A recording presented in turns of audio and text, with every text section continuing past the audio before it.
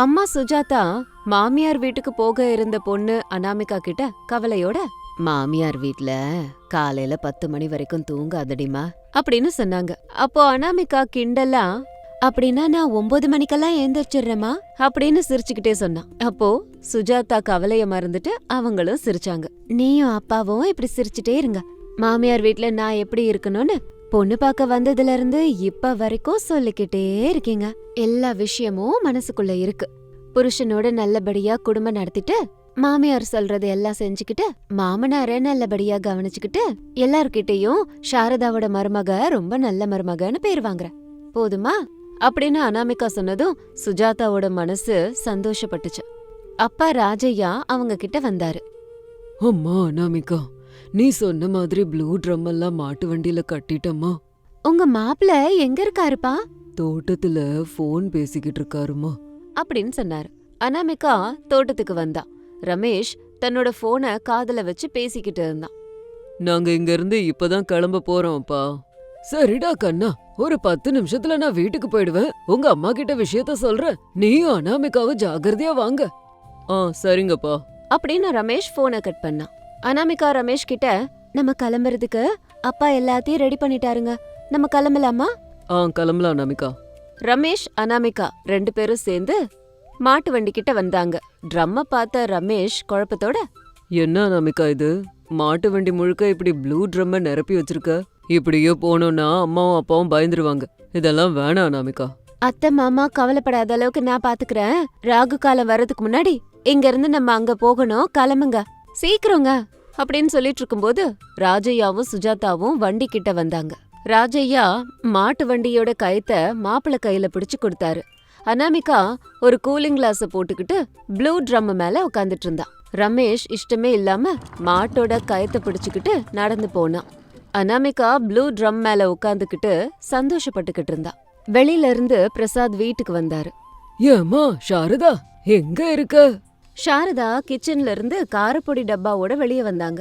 பிரசாத் அதை பார்த்துட்டு, என்ன சாரதா இது, நான் அன்பா கூப்பிட்டா நீ கார டப்பாவோட வர?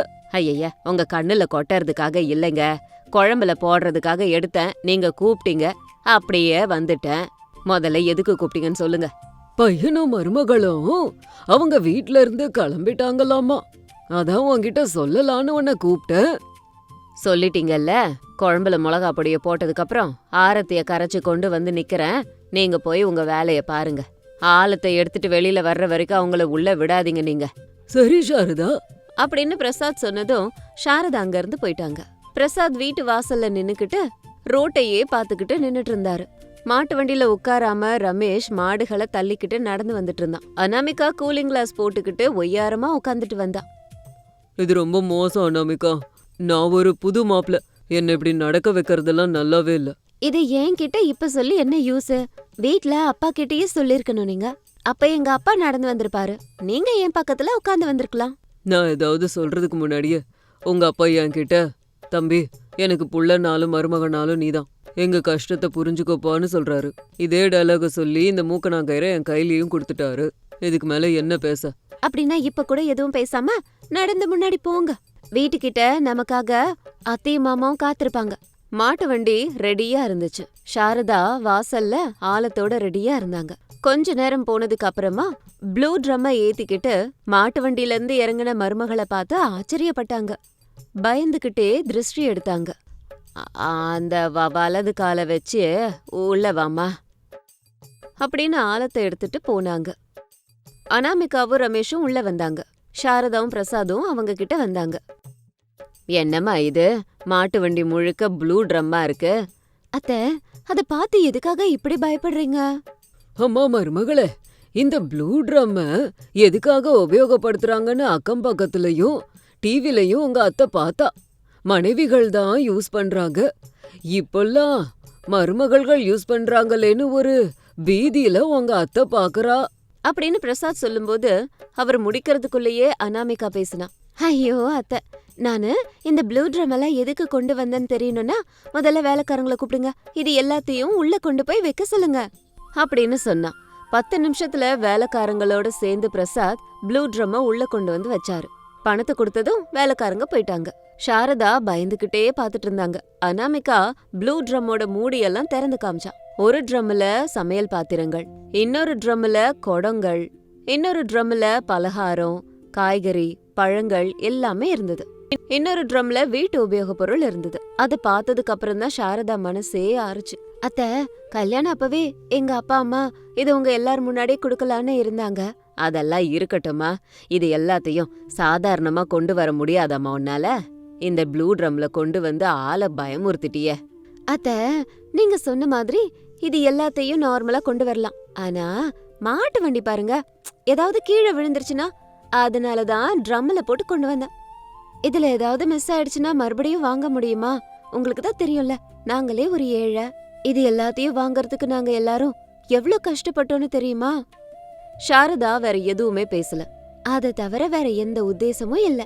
எந்த மருமகளும் இத பயன்படுத்துறதுக்கான வாய்ப்பை எந்த மாமியாரும் தரல.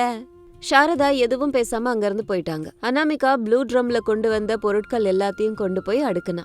ப்ளூ ட்ரம்ம கிச்சன்ல ஒண்ணு, வீட்ல 4 மூலையில ஒன்னொன்னா வச்சிட்டு இருந்தா. வீட்டு வேலை, சமையல் வேலையெல்லாம் செஞ்சுக்கிட்டு சந்தோஷமா இருந்தா. ட்ரம் எல்லாம் பார்த்துட்டு சாரதா அனாமிகாவை ஒன்னும் சொல்ல மாட்டாங்க. ஒரு நாள், ஏம்மா சாரதா, மருமக சரியா சமைக்கலனாலும் வீட்டு வேலைய சரியா செய்யலனாலும் எதுவும் கேட்க மாட்டேங்கிறிய.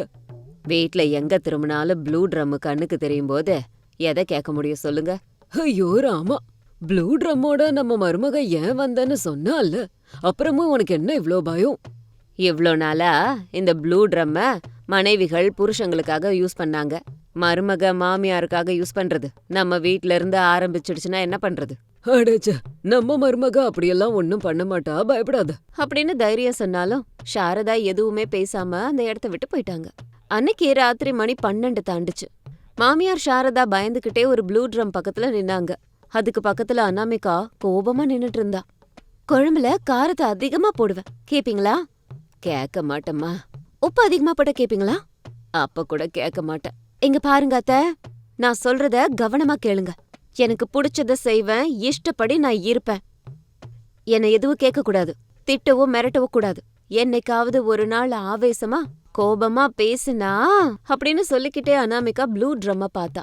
அனாமிகாவோட பார்வைய புரிஞ்சுகிட்ட சாரதா கப்பு சிப்புன்னு அமைதி ஆயிட்டாங்க. தன்னோட வீட்டுக்கு ப்ளூ ட்ரம்மோட வந்த மருமக என்ன சொல்ல வரான்னு சாரதாவுக்கு நல்லா புரிஞ்சுது. அவ்வளவுதான், பெட்ல படுத்துட்டு இருந்த சாரதா திடுக்குன்னு எந்திரிச்சு உட்கார்ந்தாங்க.